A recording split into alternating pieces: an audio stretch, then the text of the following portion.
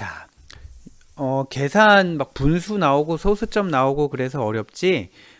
기본적인 개념은 너무나 명확한 것 같아요. 자, 베이지안 정리를 이용한 거고요.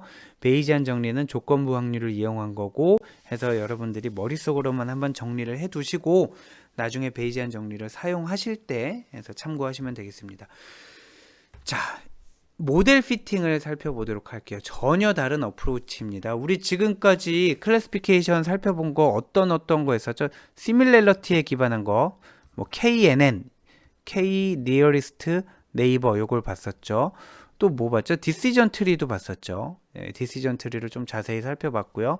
그리고 베이지안 클래시파이어에 대해서도 살펴봤고, 그리고 또 하나 큰 가지가 모델 피팅이 되겠습니다. 그래서 여러분이 지금까지만 해도 일단 생각하실 게 클래시피케이션 이라는 게 어느 딱 한 가지 방식이 딱 있어서 여기에서 뻗어나온 게 아니고요. 이렇게 할 수도 있고 이렇게 할 수도 있고 이렇게 할 수도 있고 얘네 각각이 다 시리즈들이 있어서 굉장히 많은 그런 기법들이 존재하는데 어느 하나가 다른 하나보다 무조건 우월하다라고는 볼 수 없는 것 같아요. 자, 아무튼 우리는 이번에는 모델 피팅이라는 개념을 살펴볼 텐데 어떤가요? 여기 이제 까만색과 하얀색 십자가가 막 나눠 있는데 직선을 그으려고 그래요. 직선을 그어서 요 객체들을 구분하고 싶은 거죠. 어디에 선을 그으면 될까요? 자, 이거를 완벽하게 구분하지 못할 수도 있고요. 조금 틀릴 수도 있어요. 언뜻 보기에 요쪽과 요쪽으로 이렇게 나눠지니까 한 이 정도 그으면 되겠죠. 자, 보면 뭐 한 이 정도 뭐 이렇게 그으면 될 것 같아요. 요거를 우리가 모델 피팅이라고 합니다. 자, 모델 피팅이라는 거는 여기 있는 지금 데이터들이 막 뻗어 있잖아요. 데이터들이 흩어져 있는데 요 데이터들을 잘 분류할 수 있는 경계선. 만약에 얘네가 3차원이었다면 객체를 구분하기 위해서는 경계면이 필요했겠죠. 얘네가 6차원이었다면 5차원으로 경계를 주어야 되고요. 지금은 2차원 평면이니까 1차원 선으로 경계를 구분하게 되는 거죠. 자, 그래서 데이터가 몇 차원이냐에 따라서 n차원이면 n-1차원의 경계 평면이 존재하게 됩니다. 경계면이. 자, 아무튼 지금은 2차원이기 때문에 이런 1차원 선을 그으면 되는 건데 이 선을 데이터들에 맞춰서 이제 적합하게 맞췄다 라고 해서 모델 피팅이라고도 하고요. 근데 요 선은 사실은 우리 뭐 y는 ax 더하기 b로 무조건 나타낼 수 있는 거 아니에요. 자, 기울기와 절편 이렇게 ax 더하기 b로 나타낼 수 있잖아요. 혹은 아니면은 뭐 ax 더하기 by 더하기 c는 0 이런 식으로 할 수도 있겠고요. 아무튼 요 선을 나타내는 식은 이런 식으로 쓰든지 이런 식으로 쓰게 될 거 아니에요. 얘네를 우리가 파라메타라고 하는 거죠. 그래서 파라메트릭 모델링이라고 하는 거나 모델 피팅이나 똑같은데 데이터들을 구분하는 선을 긋는 거고 이 선의 식을 찾아가는 거고 결국 이 파라메타가 뭐가 될 건지를 찾아가는 과정이 모델 피팅이 됩니다. 근데 아무튼 그건 그렇고 객체를 구분하는 선이다. 이렇게 오른쪽처럼 그으면 좋겠다라는 거죠. 직관적이잖아요. 우리 여기서 봤을 때도 딱 보면 우상향과 좌하향으로 우상과 좌하로 나누면 되겠군. 근데 우리가 알고 있는 디시전 트리 어프로치가 그랬냐라는 거예요.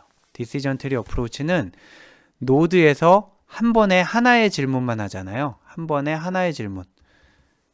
자, 뭐 예를 들면 여기가 지금 밸런스고 AG일 때 예를 들면 AG 더하기 1.5 밸런스가 무엇보다 크면 이런 식으로 안 물어봤단 말이에요.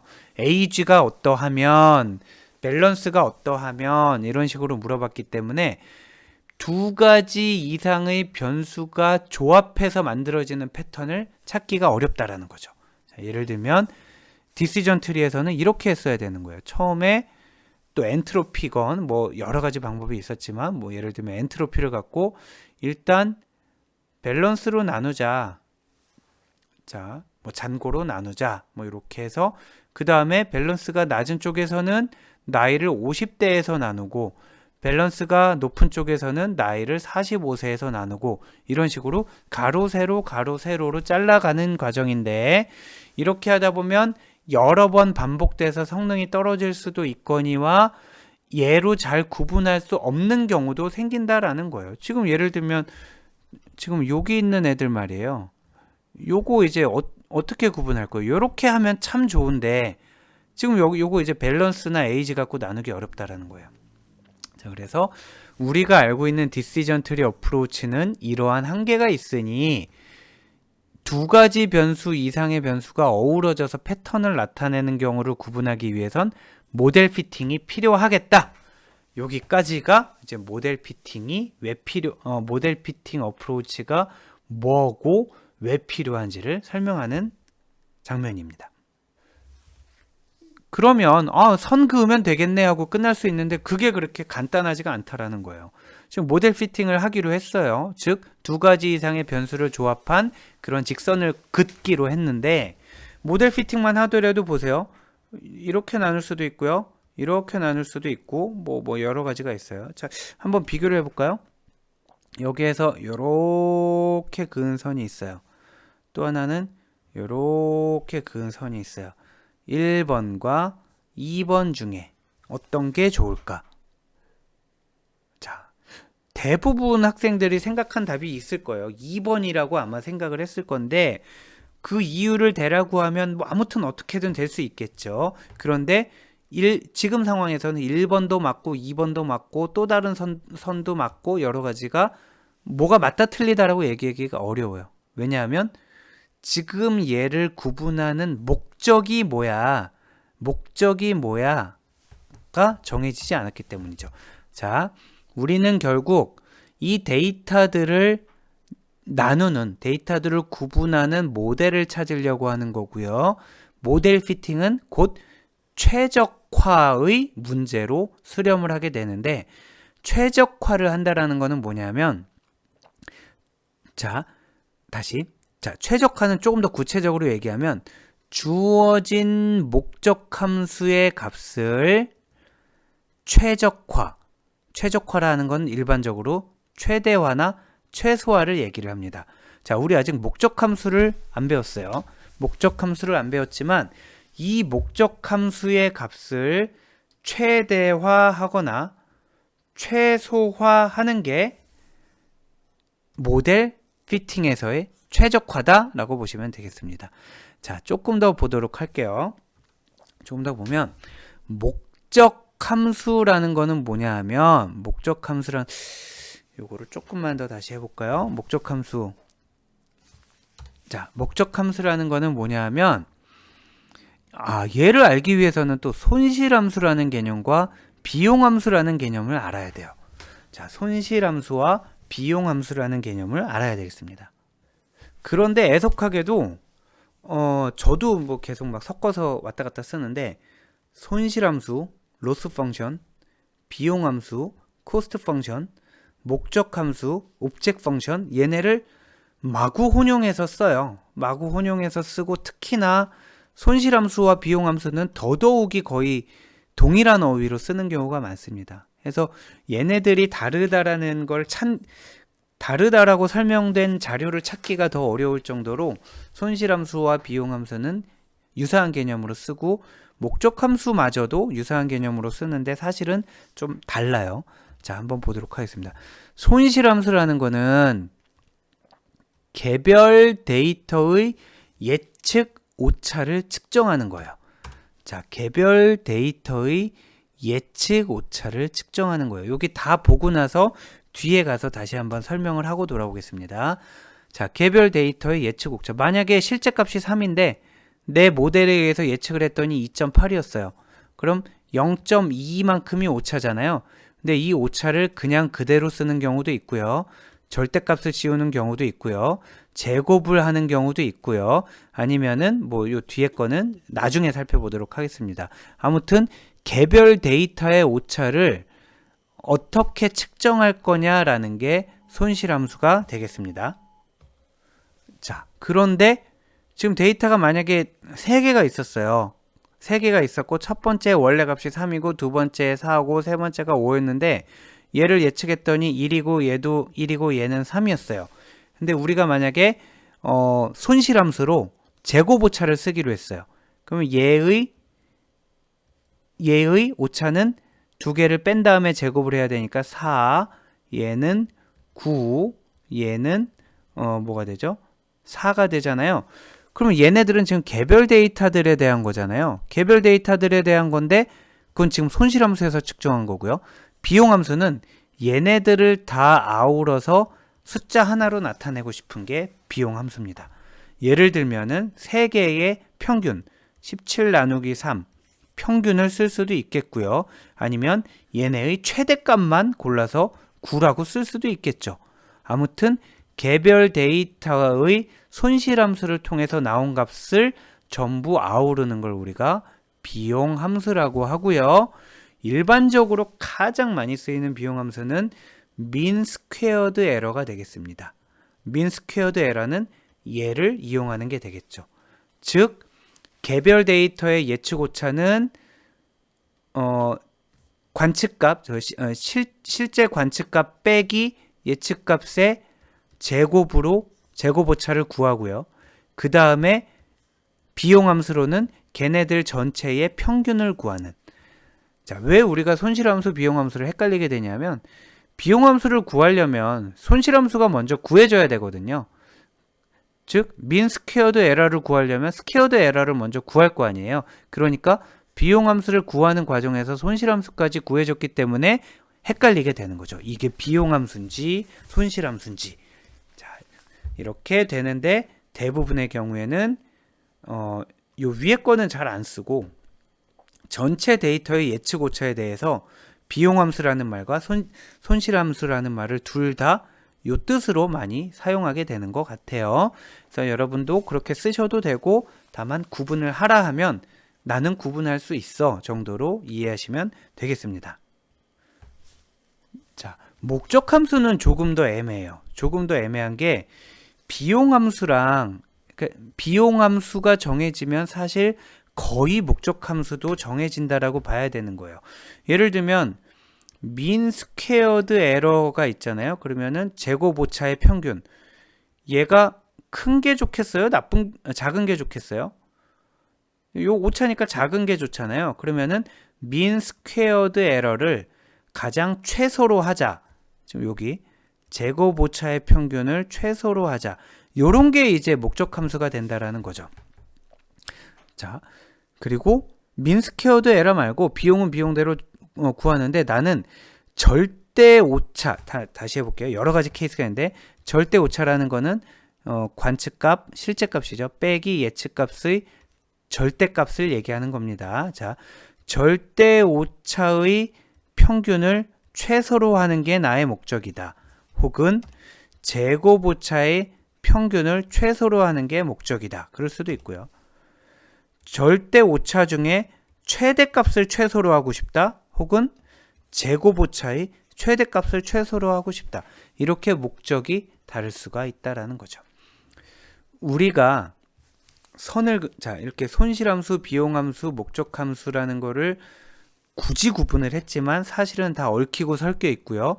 가장 중요한 건 결국 이 목적함수를 사용하게 되는데 앞에서 말한 이 선도 목적함수를 뭘로 정의하느냐에 따라 그 목적함수의 값을 최적화할 수 있는 파라메타 조합이 달라진다라는 거예요. 목적함수가 달라지면 최적 파라메타가 달라지고 선이 달라지게 되는데 걔를 이그젬플을 통해서 보도록 하겠습니다. 자, 요 그림은 제가 딱 원하는 그림을 이그젬플을 찾을 수가 없어서 제가 나름대로 만들어 봤는데 깨끗하게 잘 만들어진 것 같아요. 한번 여러분들도 같이 보시는데 요거는 사실 분류라기보다는 회귀 분석, 리그레션에 해당되는, 아직 안 배웠지만 우리는 리그레션에 해당되는 데이터라고 보고요. 지금 여기에서 목적은 손실함수, 비용함수, 목적함수가 서로 미묘하게 다르다라는 것을 보이고 싶은 거예요. 자, 데이터가 1,1, 2,2.5, 3,2.4, 4,6, 5,9 이렇게 있습니다. 이런 데이터들이 분포되어 있을 때 이 데이터를 가장 잘 설명하는 선을 그어봐라 했더니 모델이 이제 막 바꿔가면서 긋는 거예요. 이렇게 하나 선을 그었고요. 빨간 선, 하나는 파란 선. 이렇게 그어서 얘네들의 식이 y는 x고 y는 2x가 된 겁니다. 그래서 y는 이제 ax라고 놓은 거고요. 이게 빠졌네요. 그래서 a가 1일 때는 y는 x, a가 2일 때는 y는 2x가 된 거죠. 그래서 얘는 빨간 선을 나타낸 거고 얘는 파란 선을 나타낸 거예요. 자, 만약에 y는 x로, 자, 왼쪽 걸로 예측했다면 1, 2, 3, 4, 5가 그대로 나왔을 거고요. 만약에 y는 2x로 예측을 했다 그러면 요거 곱하기 2가 이렇게 나왔겠죠. 자, 1, 2, 3, 4, 5가 나오거나 2, 4, 6, 8, 10이 나오거나. 근데 실제 값은 이거고 예측값은 요거 두 개잖아요. 선 두 개가. 그러면 차이를 한번 구해보자라는 거죠. 차이는 요거와 요거의 차이가 여기에 나와 있고요. 그리고 또 요거와 요거의 차이가 여기에 나와 있는 이런 상황이 되는 거예요. 제가 표를 만들 때는 최대한 깔끔하게 만들자 하고 만들었는데 설명하다 보니까 굉장히 복잡해 보입니다. 아무튼 그래서 y는 x일 때의 단순 편차가 이렇게 되는 거고요. y는 2x일 때의 단순 편차가 이렇게 되는 거예요. 그랬을 때 이 편차들을 한번 여러 가지로 가공을 해보려고 하는데 절대값으로 할 수도 있겠고요. 제곱을 할 수도 있어요. 자, 절대값으로 할 때는 그냥 편차 자체에서 부호만 띄고 하는 거고요. 제곱으로 할 때는 주로 만약에 에러가 편차가 크게 나타난 거를 더 페널티를 더 주고자 할 때 제곱을 하면 더 커지잖아요. 만약에 0.1의 오차가 있다. 제곱을 하면 0.01이 되니까 더 작아지는데 3의 오차가 있다. 제곱을 하면 9가 되잖아요. 제곱을 한다는 효과는 작은 오차는 더 줄이고 큰 오차는 더 늘리는 그런 효과가 있겠습니다. 그래서 큰 데서 틀린 거를 벌칙을 더 주고 작은 데서 틀린 거는 좀 봐주는 그런 효과가 있겠죠. 자, 그래서 지금 헷갈리니까 a는 1일 때만 가지고 한번 해볼게요. a는 1일 때 이렇게 있었는데 얘의 절대값을 구했더니 이렇게 되고요. 아니면 제곱을 구했더니 이렇게 됐다라는 거예요. 절대값을 쓸까? 제곱을 쓸까? 뭘 쓸까 고민하는 거는 지금 손실함수로 무엇을 쓸까 고민하는 게 된다라는 겁니다. 자, 손실함수로 절대값을 쓸 수도 있고 제곱을 쓸 수도 있는데 이건 각 데이터에 대해서잖아요. 손실값이 얼마야? 0하고 0.5, 0.6, 2, 4가 나왔어. 그러면 걔네들을 전체 5개 데이터를 종합하면 어떻게 될까? 종합하는 방법도 여러 가지가 있다라는 거죠. 뭐냐 하면 평균을 내는 방법. 얘네들의 평균을 냈더니 1.42가 되는 거고요. 얘네들의 최대값만 하나 골랐더니 4가 됐다라는 거예요. 자, 그래서 여기 나온 애들을 보면 자, 하나씩 지금 8개 칸을 보면 절대 오차의 평균 얘네죠. 얘는 제곱 오차의 평균 그리고 얘는 제곱 오차의 최대값 반대죠. 절대 오차의 최대값이죠. 그리고 여기는 제곱 오차의 최대값. 이게 비용 함수로 평균을 쓸 거냐 최대를 쓸 거냐 하는 내용이 되겠습니다. 자, 그런 다음에 목적 함수를 보면 마지막으로 목적 함수 우리는 MSE 즉 평균 제곱 오차 그러면 여기가 되겠네요. 자, 평균 제곱 오차를 최소화하는 게 목적이다. 여기 지금 목적 함수를 얘기하는 거예요. 그게 목적이면은 목적이면은 얘를 선택하게 되는 거죠. 지금 하얀색, 노란색이 있는데 하얀색을 선택하는 겁니다. 자, MSE를 요거는 헷갈리니까 제가 요 설명 끝나고 노랑 하향을 바꾸도록 할게요. 자, 다시 MSE를 최소화하는 게 목적이라고 그러면은 얘가 더 얘보다 작으니까 A는 2를 선택하게 될 거예요. 근데 만약에 그게 아니라 최대 제곱 오차를 최소화하는 게 목적이다. 얘가 더 작잖아요. 그러니까 그때는 얘를 택하게 되는 거죠. 파라메타가 A가 1이 될지 A가 2가 될지는 A가 1이 될지 A가 2가 될지는 목적 함수가 뭐였느냐에 따라 달라지고요. 그 목적 함수가 뭐냐에 따라서 비용 함수도 영향을 받을 거고요. 당연히. 그렇잖아요. 만약에 목적 함수가 MSE를 최소화하는 건데 자, MSE 평균을 최소화하는 건데 거기서 최대값 구하고 있지 않을 거 아니에요. 자, 비용 함수가 정해질 거고요. 비용 함수가 정해지면 지금 우리 그 평균 제곱 오차를 구하려고 하는데 절대 오차 구하지 않을 거 아니에요. 그 얘를 또 하게 되겠죠. 그래서 목적 함수와 비용 함수와 손실 함수는 모두 관련이 있다. 그렇게 생각하시면 되겠고요. 결국 아무튼 우리가 알아둬야 될 거는 목적 함수가 뭐냐에 따라서 최적인 모델, 즉 최적인 파라메타가 달라진다. 여기까지 정리하면 되겠습니다. 네, 좀 특히 요즘에 오늘 더더욱 그런데 재난 안내 문자가 많이 오네요. 재난 문자가 뭐 어디 클럽에 방문한 사람 손대세요 이런 문자들도 많이 오고 지진이 났나 봐요. 지진이 났으니 대피하라는.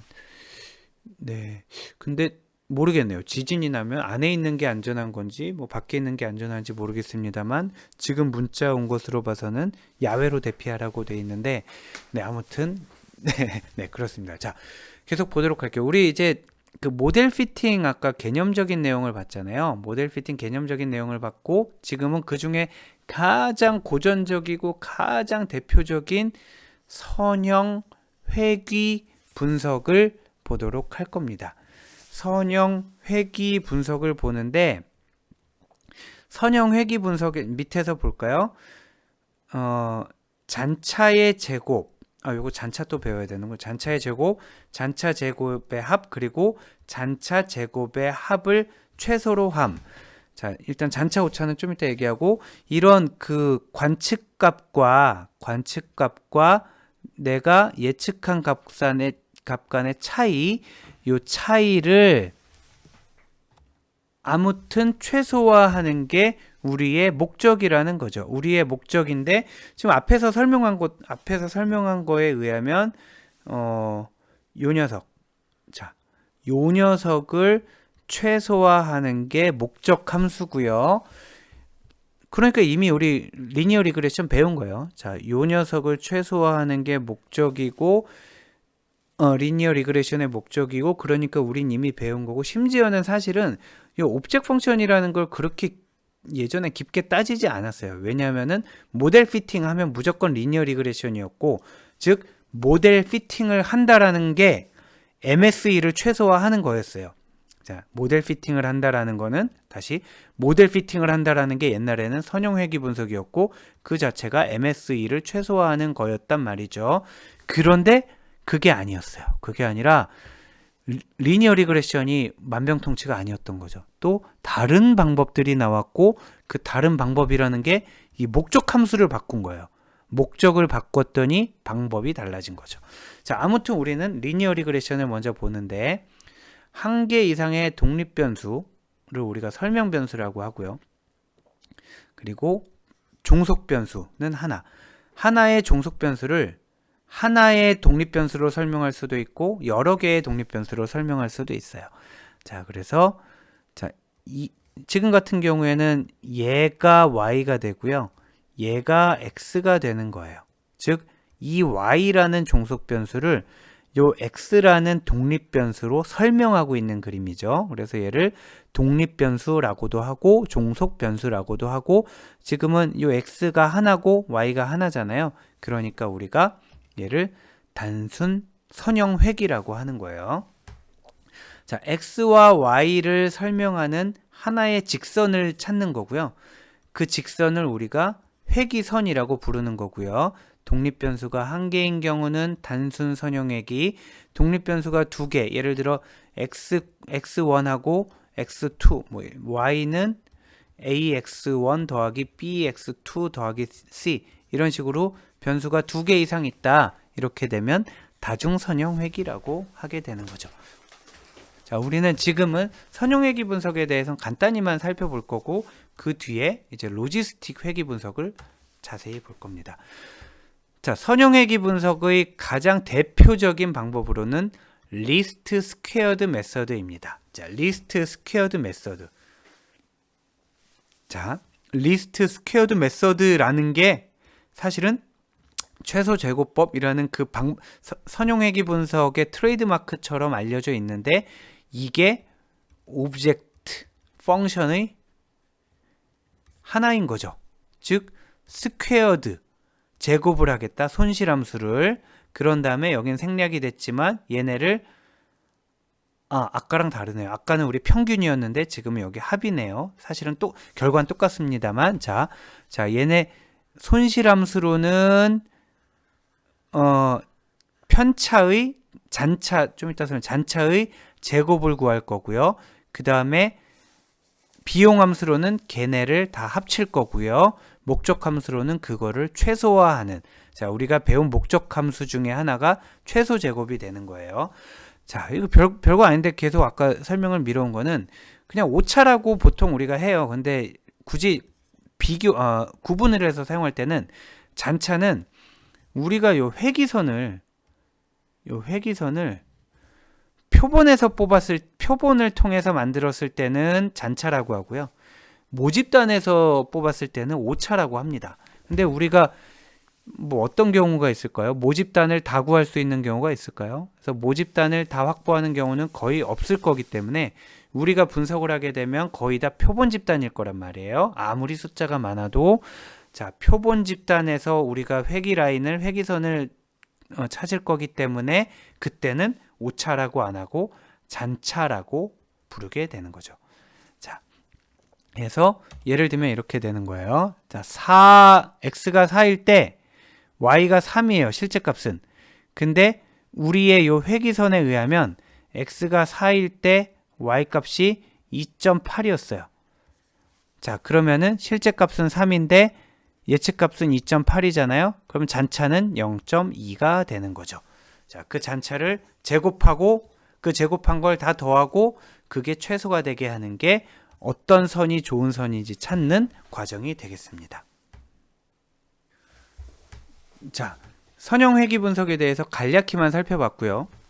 그리고 우리는 분류를 위한 로지스틱 회기 분석을 보는데, 앞 페이지에 있었던 회기 분석과 같은 점은 이겁니다.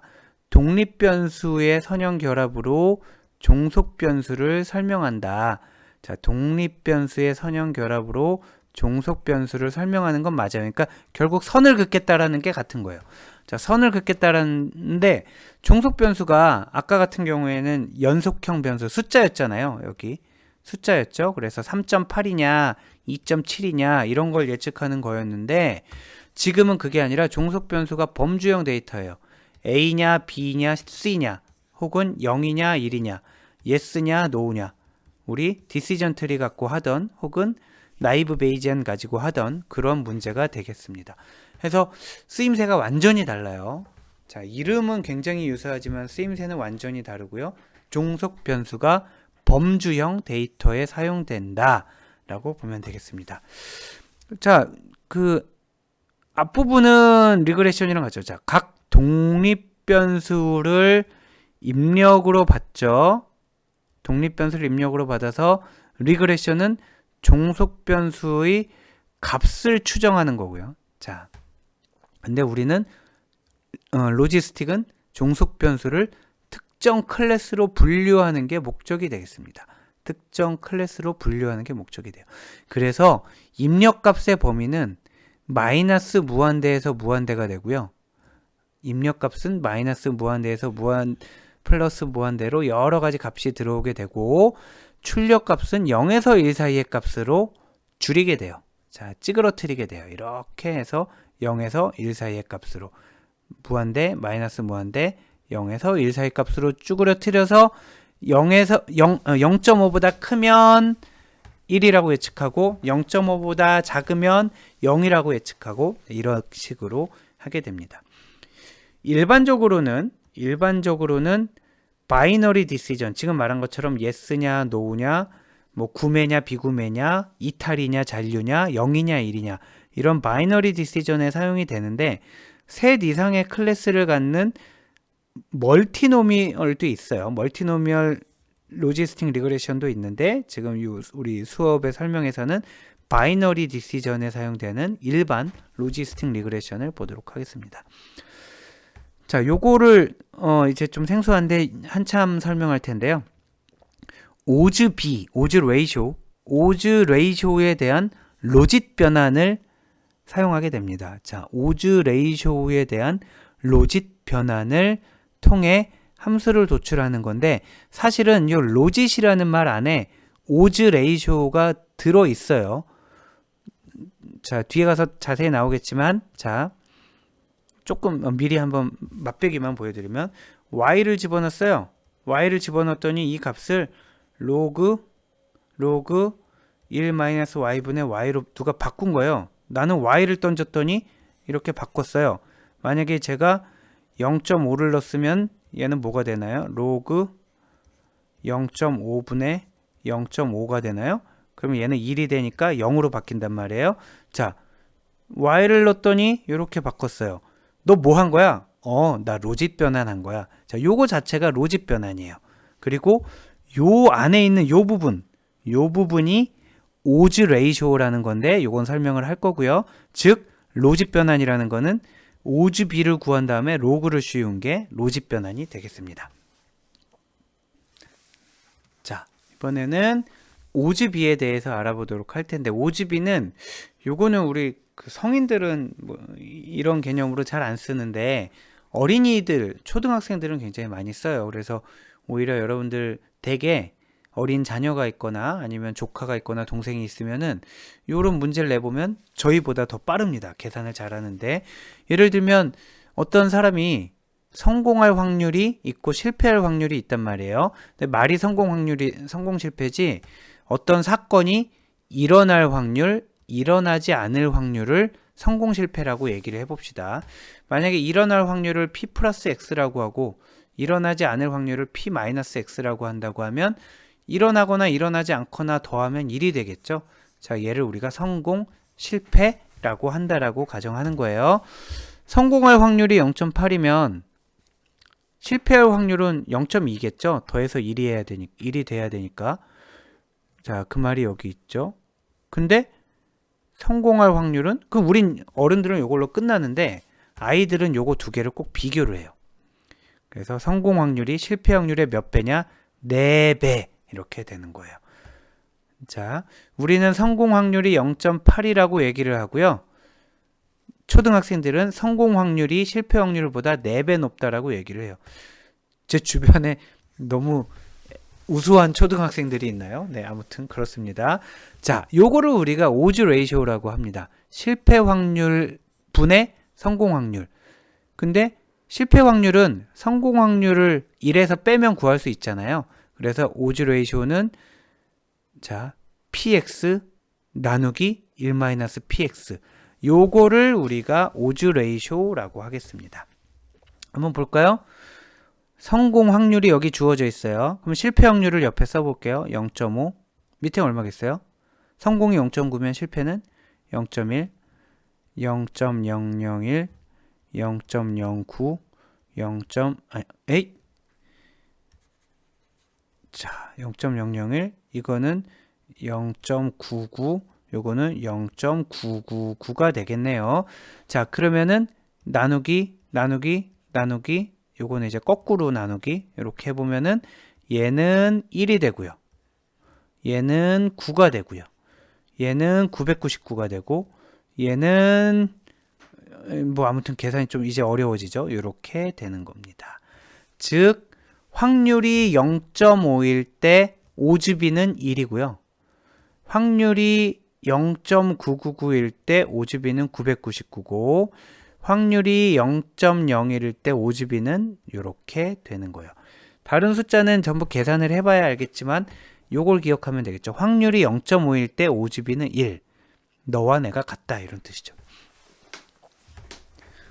네, 갑자기 예전에 어떤 영화였죠? 더맨더머였나? 뭐 어떤 영화에서 그 장면이 기억나는데 둘이 이제 대화를 하면서 바보 둘이었어요. 그 둘이 대화를 하면서 가는데 뭐 나쁜 짓을 하려고 꾸미다가 뭐 날 도와줘. 그러면 나눠줄게. 뭐 지분을 나눠줄게. 그랬더니 몇 대 몇이야? 뭐 그랬더니 좋아. 5대 5로 나누지. 그랬더니 어느 쪽이 5야? 그랬더니 네가 5. 그럼 하겠어. 뭐 이런 어느 영화인지 기억이 안 나요. 아무튼 그 5대 5일 때는 너에 대한 다시 실패할 비율 분의 성공할 비율이 실패할 확률 분의 성공할 확률이 1이다. 자, 이런 얘기가 되는 거죠. 근데 요 값을 그대로 잘 안 쓰고요. 그대로 안 쓰고 로그를 취해서 한 거를 우리가 로그 오즈라고 불러요. 자, 오즈에다가 로그를 취한 거를 로그 오즈라고 부르고 그거를 우리가 로짓이라고 또 부르는 거죠. 자, 만약에 확률 아까 이런 확률이 있었는데 얘에 대한 로짓 함수를 구하면 자, 로그 오즈를 구하면 즉 로짓을 구하면 자, fx는 로짓 변환을 하는 건데 그거는 확률 나누기 1 마이너스 확률에 로그를 씌운 게 된다라는 거죠. 요게 이제 로짓 변환입니다. 요기를 생략하고요. 요게 이제 로짓 변환을 하는 함수가 되는 거예요. 그러면은 자, 요 로짓 변환하는 함수에다가 얘를 px는 하는 식으로 풀어보자라는 거죠. px는 하는 식으로 풀어보면 한번 여기 써볼게요. fx는 자, p 플러스 힘드니까 그냥 px로만 쓸게요. 로그 px 나누기 1 마이너스 px가 되잖아요. 양변에 지수를 취하면은 자, 지수를 취하면은 좌측은 2의 fx승이 되고요. 자, 다시 2의 fx승이 되고요. 우측은 로그가 벗겨져서 1 마이너스 p의 x분의 p의 x가 되는 거죠. 자, 그러면은 얘를 곱하면은 어떻게 되나요? 여기저기 왔다 갔다 하면서 하게 되네요. 1 마이너스 p의 x에 2의 fx가 되고요. 는 p의 x가 되잖아요. 자, 요거 그냥 계산 안 할게요. 자, 쭉쭉쭉 해서 다 계산을 하면 요렇게 나오게 됩니다. 요거는 한번 여러분이 계산을 해보시기 바라고요. 자, 해서 결국 나온 거 보면 px는 자, 확률이겠죠. 확률이니까 0에서 1 사이의 값을 갖겠죠. px는 1 더하기 2의 마이너스 fx 분의 1 이렇게 나오게 되는 겁니다. 즉, 요 fx 값은 마이너스 무한대에서 무한대의 값을 가질 수가 있어요. 자, 여기 봐요. 로그 오즈 값 여기 보면 자, fx 값이 요 로그 오즈 값입니다. 여기 보면 마이너스도 숫자 엄청 커지고 플러스도 엄청 커지잖아요. 마이너스 무한대에서 플러스 무한대 사이의 값을 가질 거고요. 요 확률 값은 0에서 1 사이의 값으로 축약되게 된다라는 거죠. 그러면 얘를 입력으로 받아서 얘를 출력으로 한다는 게 앞에서 봤던 요 얘기가 되겠습니다. 입력값으로 마이너스 무한대에서 플러스 무한대, 즉 로그 오즈 값, 로짓 변환 값을 받아서 걔를 0에서 1 사이의 확률로 다시 예측을 해주는 그게 로지스틱 리그레션의 기본이 되겠습니다. 자, 이어서 하면 지금 앞에 내용까지만 보셨으면 여기는 살짝 스킵을 해도 되겠지만 여기서 일단 결론만 말씀드릴게요. 결론만 말씀드리면 fx가 0보다 크면 플러스로 분류하고 그렇지 않으면 마이너스로 분류한다. 즉 결정 경계면을 유도하는 거에 대해서 보고 있는데 자, fx가 0이라는 건 지금 얘하고 비교하는, 여기가 fx라고 그랬잖아요. 자, 그래서 요 0보다 크면은 확률이 0.5보다 클 거고요. 그리고 0보다 작으면은 확률이 0.5보다 작을 거니까 fx는 0이 되는 점이 결정 경계가 될 거예요. 자, 그거 이해만 하고 넘어가시면 되겠고요. 아니면은 자, 요거를 계속 같이 한번 저랑 따라와 보시죠. 만약에 플러스인 클래스가 있고, 그러니까 yes, no, positive, negative 이렇게 되겠죠. 자, yes일 positive를 제가 yes라고 하고 negative를 no라고 할게요. 자, yes일 확률 더하기 no일 확률은 1일 거잖아요.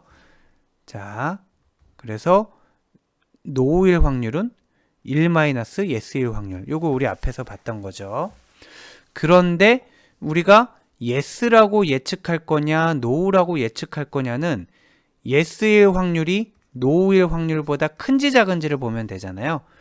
그래서 우리 하나만 골라서 보도록 할게요. 우리는 지금 yes일 확률 중심으로 보도록 하겠습니다. 어떤 때 우리가 주어진 데이터를 yes라고 예측할 거냐, 즉 플러스 1 확률이 마이너스 1 확률, 노일 확률보다 클 때.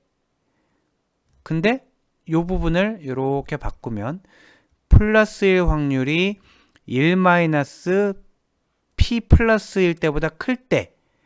그리고 요거를 잘 계산하면은 p 플러스 xi가 0.5보다 클 때. 그렇게 되겠죠. 너무 당연한 얘기였잖아요. 자, x가 플러스 1 확률, 즉 yes일 확률이 0.5보다 크면 플러스라고 하고 0.5보다 작으면 마이너스라고 하고 이렇게 되는 거죠. 자, 그런데 아까 우리가 구했던 요 px는 요 식을 우리가 앞 페이지에서 다시 써온 겁니다. 요 식 있잖아요. 자, 요 식을 그대로 써온 거예요. 그래서 확률이 0.5보다 크면, 지금 플러스 1 확률이 0.5보다 크면 플러스라고 예측하겠다는 거잖아요. 그런데 걔를 요 식을 다시 한번 풀어봤더니 여차저차 계산을 해보시면은 2의 마이너스 fx가 1보다 작으면 플러스라고 분류하는 거고요. 또 얘도 여차저차 뭐 로그도 씌우고, 여기 마지막만 한번 해볼까요? 로그를 씌우면 마이너스 fx는 작다, 로그 1이니까 0보다. 그러면 마이너스 때문에 부호를 바꾸면 fx가 0보다 크면 플러스라고 분류를 한다라는 거죠. 자, 다시 요 fx는 뭐냐 하면 요 p 플러스 x에 대한 오즈비가 되겠습니다. 즉 어떤 데이터가 플러스에 속할 확률을 p 플러스 x라고 하고 그 녀석의 로짓 변환을 한 게 fx가 되는데, 요 fx 값이 0보다 크면 플러스라고 분류하고요. 그렇지 않으면 마이너스로 분류. 당연한 얘기를 하고 있었어요. 자, 지금 보면 여기 p 플러스 x가 0.5보다 크면 얘는 플러스야. 여기를 보면 fx가 0보다 크면 얘는 플러스야. 같은 얘기를 한 거예요. 자, p 플러스 x가 0.5보다 큰 거나 fx가 0보다 큰 거나 똑같은 얘기고, 그게 결정 경계가 되겠다라는 겁니다. 지금까지 본 내용들은 과정에 대해서 하나하나 개념들을 이해를 한 거고요. 그래서 결론이 뭐냐? 결론이 이 슬라이드가 되겠습니다. 자, 보면 이렇게 하는 거예요. fx는 우리는 결국 어떤 모델 피팅하는 선을 찾을 건데요. 요 fx라는 걸 찾을 건데, 그 fx가 이렇게 정의가 돼 있었겠죠. 요거는 지금 로지스틱 리그레션 이전에 그냥 회귀 분석 얘기잖아요. 그냥 회귀 분석에서 자, y는 뭐 ax 더하기 b라고 할 수도 있겠고요. 아니면 다중 회귀 분석 같은 경우에는 y는 ax 더하기 bx 더하기 c라고도 할 수 있잖아요. 요거를 더 일반화하면 y라고 안 하고 fx는 뭐 지금 파라메타가 워낙 많을 거기 때문에 베타 0 더하기 베타 1 x1 더하기 베타 2 x2 쭉쭉쭉 요게 이제 일반화된 다중회귀식이란 말이에요. 자, 얘를 그냥 똑같이 쓴 거예요. 자, 우리는 어떻게 계산할 거냐면 어떤 xi가 주어졌다라면 다시 xi가 주어졌다라는 거는 얘는 벡터로 나타내면 x1i x2i 쭉쭉쭉 xmi 이렇게 될 거라는 거죠. i번째 데이터가 들어왔는데 그 i번째 데이터가 첫 번째 속성, 두 번째 속성, 뭐 성별, 나이 어쩌고 저쩌고 이런 값들이 되는 거죠. 자, 이런 값들에 대해 각각 앞에 개수를 붙이는 거잖아요. 얘네가 파라메타들이죠. 파라메타 이렇게 되는 겁니다. 얘네들을 하나로 합쳐서 표현한 게 요거고요. 풀어서 표현한 게 이거예요. 우리는 어떤 방법으로든 이런 파라메타들을 막 바꿔가면서 fx 값을 구할 겁니다. 자, fx 값을 구할 거고 회귀 분석에서는 이렇게 해서 fx 값을 구했잖아요. 자, 이런 식으로 구했죠. 또 간단히만 다시 쓸까요? y는 그냥 뭐 x 빼기 0.5 이런 식이 있었다라고 해볼게요. 자, 그럼 회귀 분석에서는 x에다 값을 넣으면 y 값이 계산이 돼서 나왔죠. 2 하면 1.5 이런 식으로 나왔잖아요. 선형회귀 분석에서는. 그러면 요 값들과 실제 값과의 차이를 구해서 그걸로 여기 그 모델이 잘 맞았나 안 맞았나를 판가름을 했는데 지금은 그게 아니고요. fx를 구하면은 1일 때 0.5, 2일 때 1.5가 나왔잖아요. 그 값을 fx라고 하고 그게 즉 fx는 예를 들면 위에가 1.5였대 봐요. 1.5는 이게 로짓 pi라고 다시 한번 계산을 해주는 겁니다.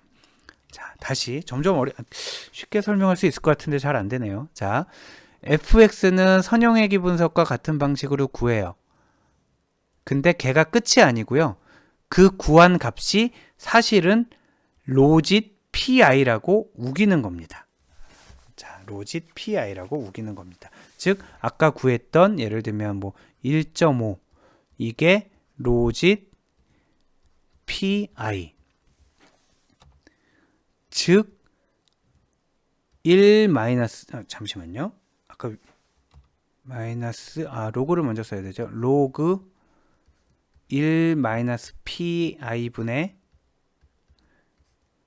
pi 자, 이렇게 되는 겁니다. 자, 지금 요 식을 통해서 구한 값이 사실은 이거였다라고 얘기를 하는 거고요. 걔를 통해서 다시 pi를 구하기 위해서 요 식을 쓰면 된다라는 겁니다. 즉 다시 결론. 제가 결론이라고 하고 몇 번 다시 얘기하는데 다시 결론. 우리가 어떤 파라메타를 정했잖아요. 파라메타를 정하고 나서 x값을 집어넣었죠. 그러면 fx가 나왔죠. 그걸 여기다 집어넣으란 얘기예요. 그러면 px 값이 나올 거란 말이죠. 자, 그러면 요 식을 곡선으로 나타내면 이렇게 되는 겁니다. 이렇게 나타나는 겁니다. 그래서 결론적으로는 또 결론이네요. 결론만 20번 있는 것 같아요. 자, 보면은 주어진 x에 대해서 우리가 지금 만들어가고 있는 요 파라메타와 곱을 한 다음에 fx를 구하잖아요. 그 값을 다시 한번 여기다 집어넣어서 요 선으로 변형을 시켜주게 되면 그 값은 0에서 1 사이의 값으로 나타내게 될 거고요. 아무튼 그래서 구한 값이 0.5보다 크면은 얘는 포지티브라고 예측을 하는 거고요. 0.5보다 작으면은 네거티브라고 예측을 한다. 이게 로지스틱 리그레션이 되겠습니다. 자, 요 원리는 여러분들이 알아두시고 그래서 리그레션을 활용하기는 활용하는데 리니어 리그레션하고는 모양이 많이 다르고요. 여기 그려진 요 함수 얘를 우리가 로지스틱 함수라고 부릅니다. 자, 로지스틱 함수를 그려보세요 하면은 지금 요 모양을 그리면 되는데, 로지스틱 함수의 특징은 0을 지나죠. 자, 0,0.5를 지나죠. 자, 0,0.5를 지나고 최대값이 1의 수렴, 최소값이 0의 수렴하고 위로 갈수록 점차 기울기가 낮아지고요. 아래로 갈수록 또 기울기가 이제 완만해지는. 그래서 요 0 주변에서는 약간의 차이가 확률에 크게 반영되고요. 점점 커질수록 요 fx의 차이가 확률의 차이를 거의 나타내지 않는 이런 특성을 갖고 있습니다. 요 로지스틱 함수는 S자 모양을 갖고 있다고 해서 이제 시그모이드 함수의 일종이기도 합니다. 자, 여기까지 로지스틱 리그레션을 정리하도록 할게요.